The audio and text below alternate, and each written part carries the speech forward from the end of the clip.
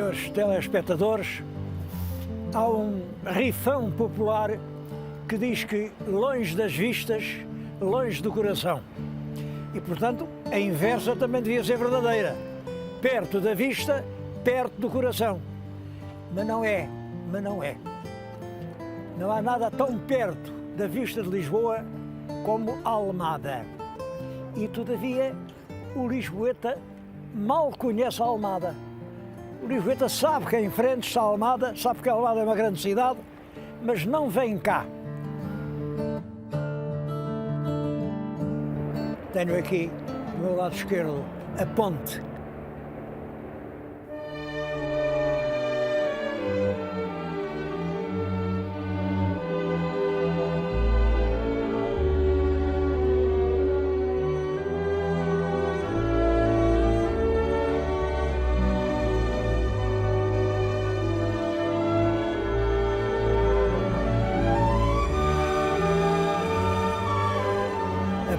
A cuja inauguração eu assisti. Vou contar um episódio passado na minha frente. Estava presente o Ministro das Obras Públicas, que era o engenheiro Arantes Oliveira, e estava o Presidente da República, que era o Almirante Américo Tomás. E o Ministro perguntou ao Presidente: o que é que acha da nova ponte? Acho que tem que fazer outra quanto antes, porque essa já não chega para as encomendas.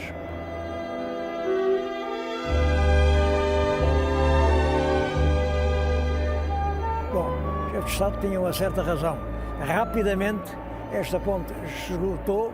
Agora, como sabem, já há outra, mas mesmo com as duas, a ligação entre as duas margens do Tejo continua a ser difícil e está a falar-se numa terceira ponte.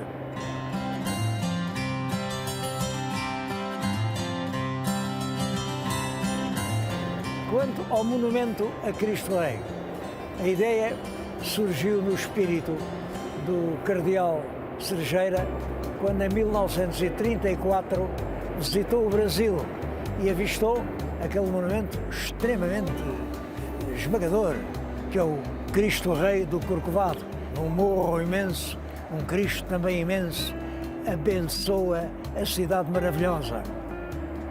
O nosso cardeal veio para aqui a pensar como era bonito ter também um Cristo assim a abençoar Lisboa. Simplesmente estas coisas custam muito dinheiro, o patriarcado não tinha dinheiro para fazer, as obras públicas entendiam que era uma obra religiosa, não tinham nada que intervir e não intervieram, e portanto do sonho do cardeal à inauguração vão 25 anos. Durante esses 25 anos aconteceu muita coisa, a Guerra Civil de Espanha, e então dizia-se que a inauguração da estátua era para abençoar a paz na península.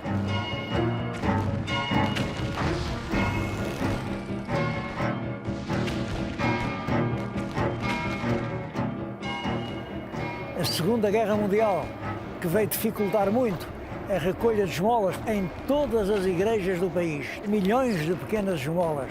Com a guerra isso tornou-se mais difícil, na guerra houve grandes privações, mas ao mesmo tempo houve um motivo mais forte. Este monumento surgia como uma oração à paz e foi realmente assim que ele acabou por ser inaugurado em maio de 1959. Está agora a fazer 50 anos. Eu espero que se façam comemorações importantes desse facto, porque realmente o espírito que presidiu à construção deste monumento continua hoje tão vivo como antes.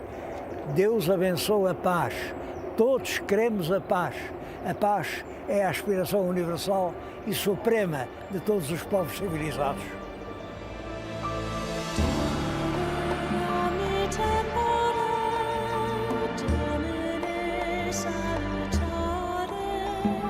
Domine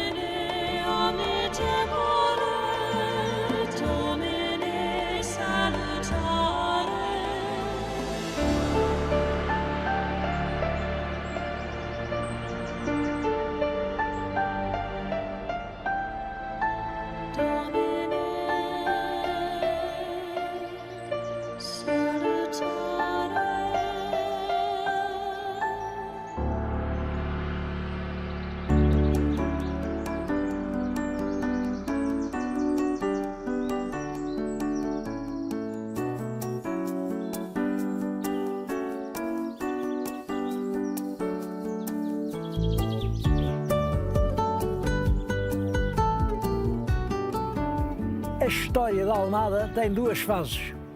Uma até 1973, em maio, quando a velha Vila da Almada, a velha vila medieval, tem estatuto de cidade, e outra é de 73 para cá, em que isto deixa de ser um puro arrabal de Lisboa para passar a ter vida própria.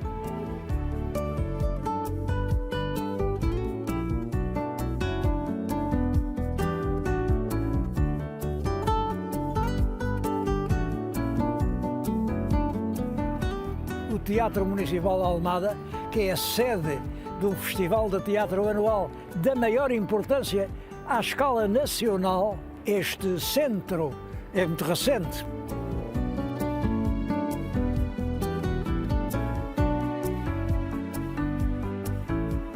O Centro Intelectual da Almada, o Fórum Romeu Correia, uma vida intelectual, uma vida associativa, uma vida já da cidade da Almada.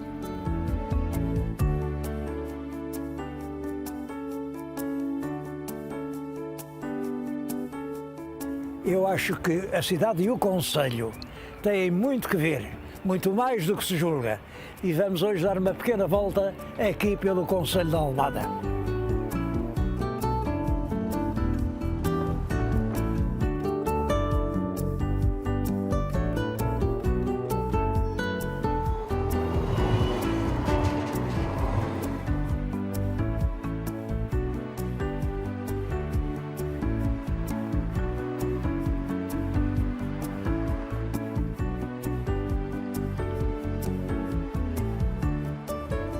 A cidade de Almada tem uma história muito antiga.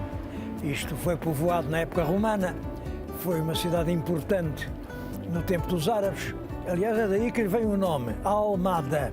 Almada significa a mina. Eu não sei bem a mina de quê, é claro que é uma tradição, segundo a qual as areias do Tejo eram areias auríferas e era aqui que faziam, enfim, o aproveitamento, mas é pura tradição.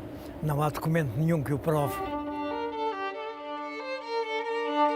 Eu agora estou aqui a falar-lhes junto de uma fonte. Tem uma lápide e as armas do rei Dom João V, portanto, primeira metade do século XVIII. Mas antes de estar assim, já monumentalizada, era desta água que a Almada vivia. Era a única. A Almada sempre teve sede. Os homens vinham aqui com barris buscar água para a população e quando foi a crise de 1383-85, a Almada ficou cercada lá em cima e, portanto, não podiam aqui vir buscar água. Isto é contado nos Lusíadas por Camões. Mandaram 17 homens à noite com barris, encher aqui os barris, mas os castelhanos já tinham descoberto que eles vinham aqui e estavam 400 castelhanos à espera deles. Houve um curto combate, mas os castelhanos não conseguiram impedir que os nossos se abastecessem de água. É claro que estes números, 17, 400, parecem muito exagerados. De qualquer maneira, esse episódio de um combate para matar a sede aqui, por causa desta fonte, isso é verdade. A Almada, apesar de tudo, não podia resistir muito tempo, não tinha alimentos. Eles, para fazer o pão, chegaram a amassá-lo com vinho, porque havia mais vinho do que água. Morria gente de fome, morria gente de sede. Até que o mestre Davis, que estava em Lisboa, mandou aqui um homem à noite a nado e voltou com más notícias. A terra estava a sofrer muito. Então o mestre Davis mandou dizer que não sofressem mais, não era indispensável, e que se entregassem para salvar a vida. Eles assim fizeram, mas os castelhanos usaram um sistema que foi, bom, quem fica a tomar conta da povoação são os próprios moradores dela.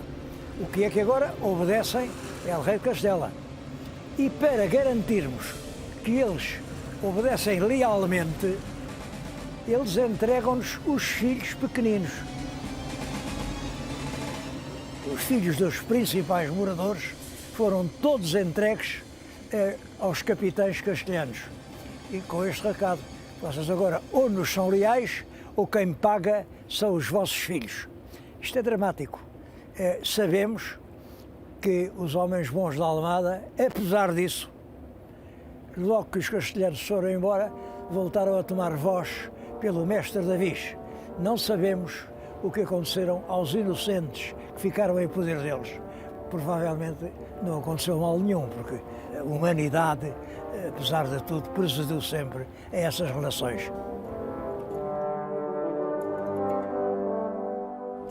Há muito mais para contar da história da Almada. Eu vou agora falar-lhes de um facto também dramático. Passa-se no dia 23 de julho de 1833. No ano anterior, Dom Pedro tinha desembarcado no Porto com o exército liberal e seguiu-se um longo cerco. Depois, a certa altura, veio a peste.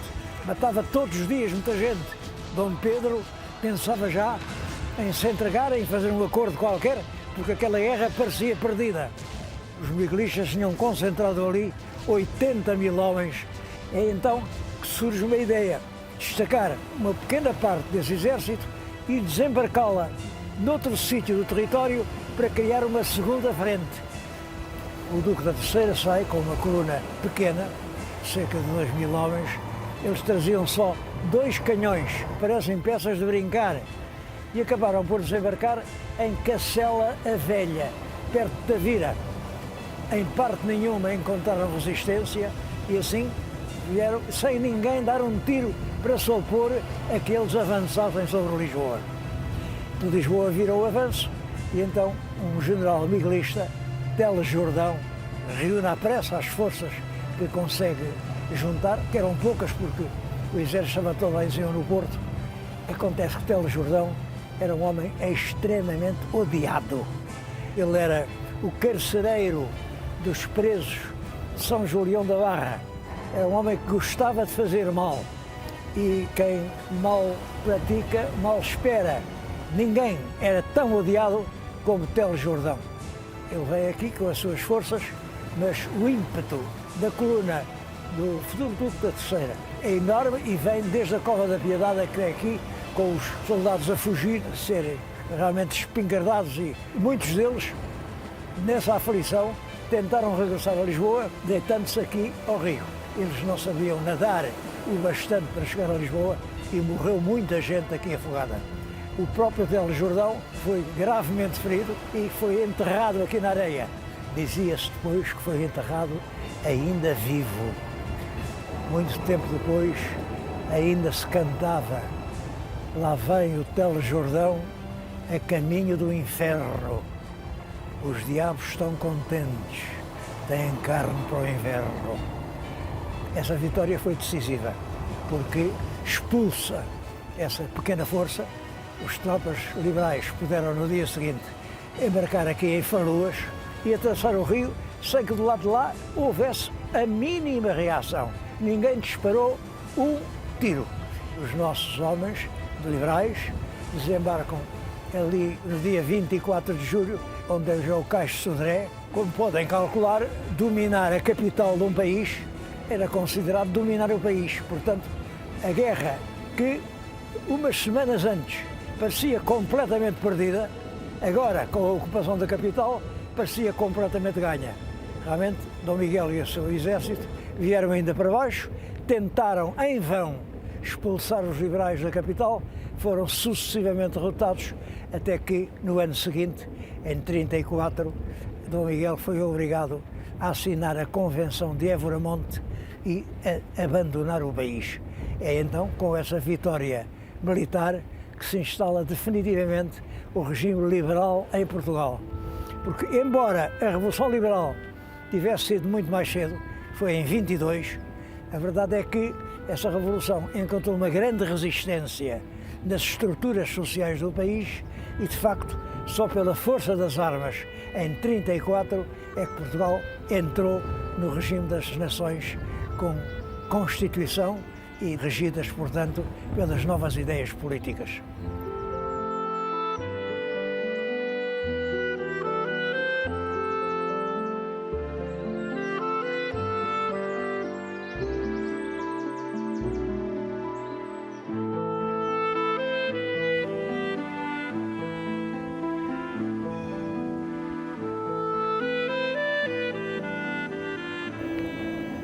O concelho da Almada tem cerca de 70 km², portanto é um concelho muito pequeno, mas tem cerca de 200 mil habitantes, um dos concelhos mais povoados que há em Portugal. Mais povoados e mais bonitos. Uma grande parte é um concelho miradouro. Conta-se, e é verdade, quando Filipe II de Espanha, em 1580, veio tomar conta do reino de Portugal, passou por aqui e parou. Ficou extasiado com esta beleza e quis passar aqui uns dias. E à noite, porque as cidades, antes da iluminação elétrica, não saíam à noite, deu ordem para que em Lisboa se pusessem archotes para ele ver melhor a cidade iluminada. Instalou-se nas casas de João Lobo, é possível que sejam aquelas com aquele grande tufo de verdura que foi adquirido pela Câmara e que fez ali um centro de arte moderna. É mais uma estrutura cultural ao serviço da população.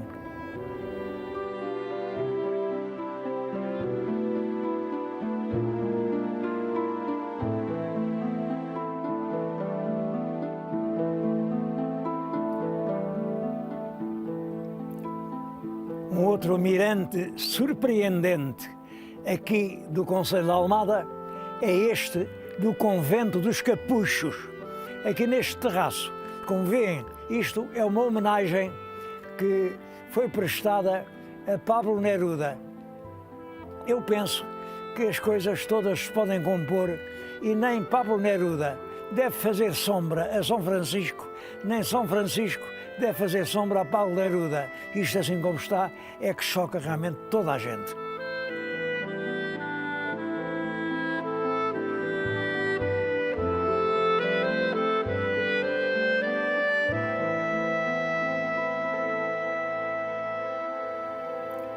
Este convento foi fundado no século XVI, em 1578, é portanto o ano de Alcácer Quibir, por Lourenço Pires de Távora.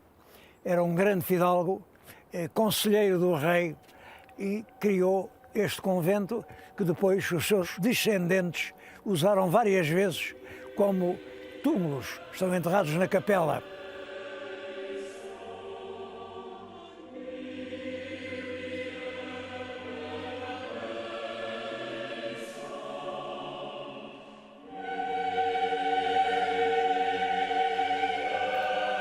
Lourenço Pires de Távora é a mesma família de Távoras que vem depois a ficar célebre por causa da perseguição e da chacina feita pelo Marquês de Pombal.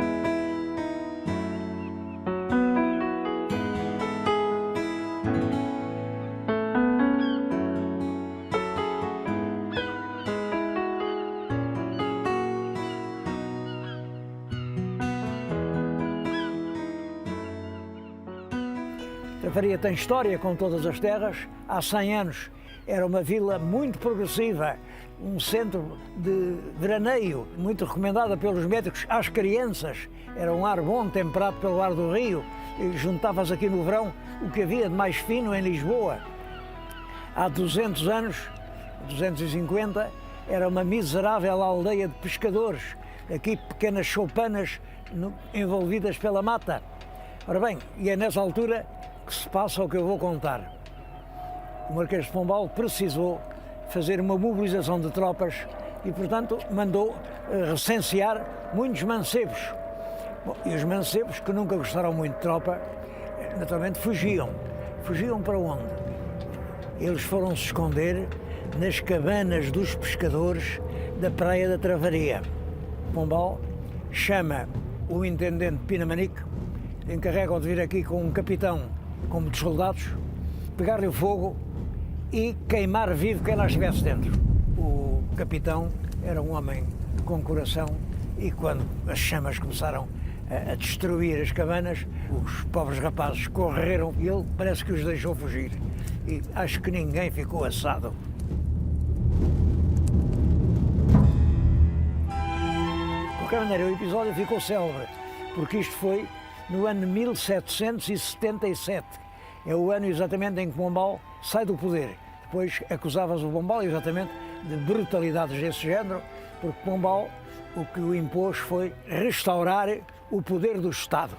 O Estado, quando ele vai para o governo, é nenhum, e quando ele sai, é enorme, usando recursos, por vezes, criminosos. Mandar queimar um bando de rapazes, evidentemente que era criminoso.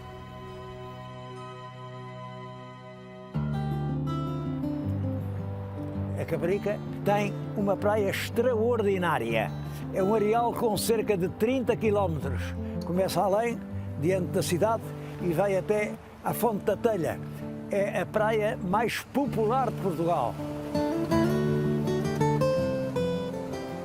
Aos fins de semana, no verão, juntam-se aqui centenas de milhares de pessoas. O lisboeta que não tem recursos ou que é obrigado a trabalhar durante o verão, tem este paraíso sem par, que é a Praia da Caparica. Os primeiros pescadores vinham do norte, punham aqui umas cabanas, na altura faziam pesca de arrasto, depois começaram a viver nas casas, as cabanas de pescadores rapidamente transformaram-se em casas de pedra e cal e hoje a Caparica é uma cidade desde 2004.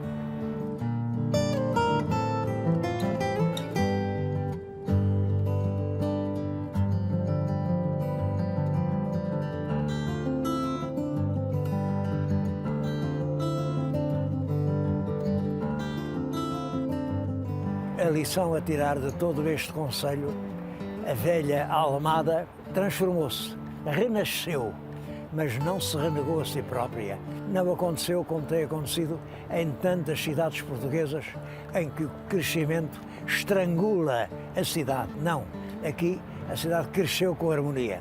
Para ver isso, vale a pena vir à Almada.